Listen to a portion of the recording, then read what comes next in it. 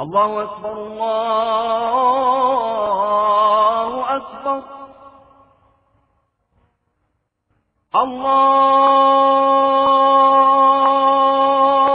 أكبر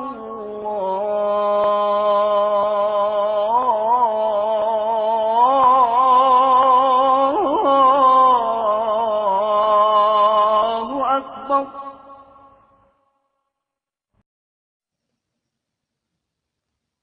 This is Brother Mekhi coming to you from Gary, Indiana. Today I will be presenting a khutbah called Recognizing Our Invisible Martyrs. And I am presenting this in memory of and dedicated to my friend Sirach.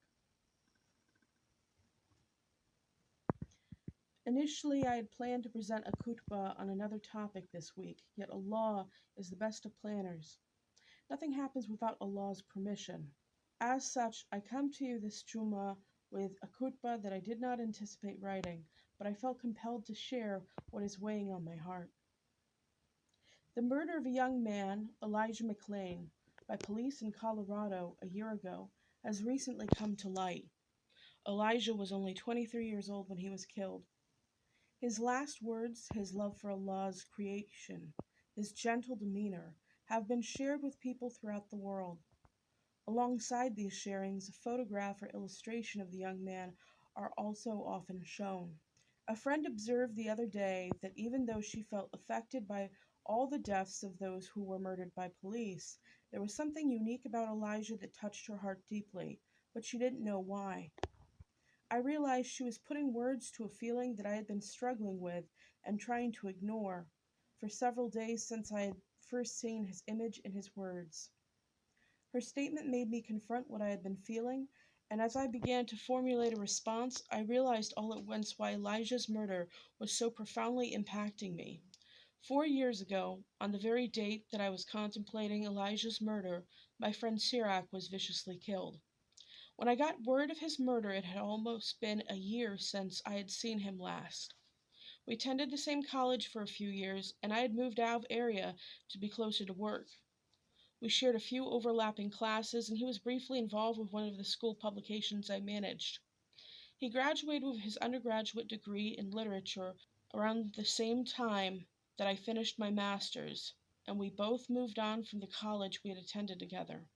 The anger and anguish that had overpowered me upon hearing of his death rushed over me once more as I, almost a week ago now, sat contemplating the striking similarities between the lives and deaths of the two young men. Both Elijah and Sirach were compassionate, gentle, and intelligent individuals. They both had bright smiles and kind eyes. Both were of African descent. Both were unique in ways that the dominant culture often does not understand or accept. Sirach remains one of the friendliest people I have ever met. He would never pass up an opportunity to greet a friend if he happened to see them, and loved to talk at length with anyone about the wide breadth of topics that he was vastly knowledgeable about. He was one of the deepest thinkers and most avid readers I have ever met. He had a joyful enthusiasm for all that was good in the world, and a passion for justice, liberation, and the welfare of humanity. In a just society, he would have been universally beloved. Instead, because of the corruption and oppression that have overtaken much of the world, most people showed him nothing but cruelty. He was excluded socially, treated often without the most basic respect because of the racism, ableism, xenophobia, and Islamophobia of our peers. Though our college was notorious for these kinds of problems, the behavior I saw directed toward Sirach was even more terrible than I had grown to expect. Our white peers tried to get him removed from classes and extracurricular activities, and would make clearly baseless accusations against him to authorities in the hope of having harm done to him. They were openly hostile to him on a constant basis. Yet, while there were times he seemed hurt by their actions, he continued to model patience and kindness toward them. I had hoped that life after graduation would be kinder to him, to both of us. I too was struggling, to a lesser extent than he, but at the same time my worries felt overwhelming. While people have told me that I defended Sirach and to some extent protected him from the evil of our classmates, I am only left with the impression of having not done enough, the knowledge that I should have done more for him. Inshallah, he knows how much I care about and respect him. Inshallah, I will be able to help other young people like him, who are often targeted across multiple identities, know how precious they are and be celebrated instead of demonized. The year after his graduation did not bring the peace or happiness I had hoped. It seemed like the depression that had seemed to begin, likely due to how he was treated during our time at college together, worsened. He began to isolate from his loved ones. During the day, he would struggle against his difficulties, writing and sharing his poetry with others. At night, it seemed difficult for him to find his way home, back to his family. Instead, he began to sleep outside. Alone and unprotected, a man struggling with his own demons stumbled across Sirach late one night. I won't describe the details of his murder, which the media luridly shared with the world. I will only share my hope that my friend was sound asleep and did not feel the injuries inflicted on his body before he returned to Allah. Inshallah. I didn't know his murderer had been caught and convicted until just this week, but the details have brought me little comfort. The man who murdered Sirach was later arrested when he attacked another man in a nearby theater. Unlike the media's painfully detailed description of Sirach's death and his mother's heartbreaking reaction, the man who was injured had his privacy respected. As is the case throughout the American system of injustice, the loss of Sirach's life was not weighed as heavily as one would think fair. The attack on the man in the theater, who alhamdulillah survived the encounter, resulted in a sentence of 12 years. Sirach's vicious murder resulted in a sentence of just 3 years more. I don't think it's any accident that publications across the globe who have reputations for racism and xenophobia put the attacker's mugshot side by side with the man he injured, yet treated Sirach as an afterthought. The attacker was also of African descent. The man he attacked in the theater was light-skinned, likely Latino or white or both. Sirach's murder and picture wouldn't jive with the optics and wouldn't effectively fuel the racist hatred they were clearly trying to evoke. Years ago, when Sirach was killed, I felt pessimistic about the likelihood of any real justice being served. I believe, from a lifetime of experience, that Sirach's murder would not have been solved if the next man his murderer had attacked was also black. Yet regardless of the race of his attacker, I knew that his death, and the deaths of so many other young African American and black men, is symptomatic of the apathy toward black lives that is foundational to dominant American and European culture. His death was preventable. If we didn't live in societies that are built upon the oppression of black and African people, his life might have been very different. As a Muslim, I realize now that the only true justice will be on the final day, and that Allah is the most fair of all judges. I realize, too, that only that day of reckoning can address the many contributing factors that led to Sirach's death. The man who now sits in prison is not the only one whose actions led to Sirach's life being cut short. Our peers who tormented him, and the colonial imperialist society that created and promotes systemic oppression also bear responsibility for his death. My role is not as a judge, however. Allah is the just decider, and all of us will have our deeds, good and bad, laid out before us on the day of judgment. Knowing that our Creator has the fate of all humanity firmly in hand, and will correct what wrongs remain unsolved in this life, brings me a peace that was unattainable 4 years ago when Sirach was murdered. At that time, I had not yet surrendered to Allah. I was still resisting the pull toward Islam that I had felt for the better part of a decade before. Soon after his death, however, I finally relented. In the midst of a series of catastrophic events, I turned to the Quran for guidance in a last-ditch effort to save my life. At the time, I did not believe I could ever find peace, or ever know anything more than the misery and hardship I had known my whole life. Sometimes the words of Allah were all that got me through the next hour. The promise of a justice that seemed utterly absent from the world around me gave me just enough hope to hold on, and when I finally relented and accepted Islam, my life began to transform in ways I never thought possible. The following ayat capture, with beautiful profundity, how such tests can often lead to places of unexpected spiritual reward. God sends down water from the sky, and with it revives the earth when it is dead. There is truly a sign in this for the people who listen. There is also a lesson for you and cattle. From the contents of their bellies, from between the dung and the blood, we give you pure milk to drink, pleasant for those who drink it. From the fruit of the date palm and the grapes, you derive intoxicants as well as wholesome food. Surely in this there is a sign for men of understanding. Not only was the impact of Sirach's death an integral step toward my acceptance of Islam, but so too was his life. I do not know the contents of his heart as regards his faith, but I do know, looking back now as a Muslim, that Sirach embodied and so often modeled the righteous behavior to which the Quran enjoins us. His character and friendship were more compelling dua than any discussion of faith that we might have had. His example was all the more effective as it provided me with the experience of what healthy Islamic masculinity should look like. Sirach was truly a young man who embodied many of the qualities beloved by Allah. The need to share Sirach's story in revolutionary Muslim spaces is born out of the awareness that we do not recognize as we should those comrades we have lost to the war against oppression. We often have a narrow idea of what constitutes battle, and thus too often do not recognize our martyrs as we should.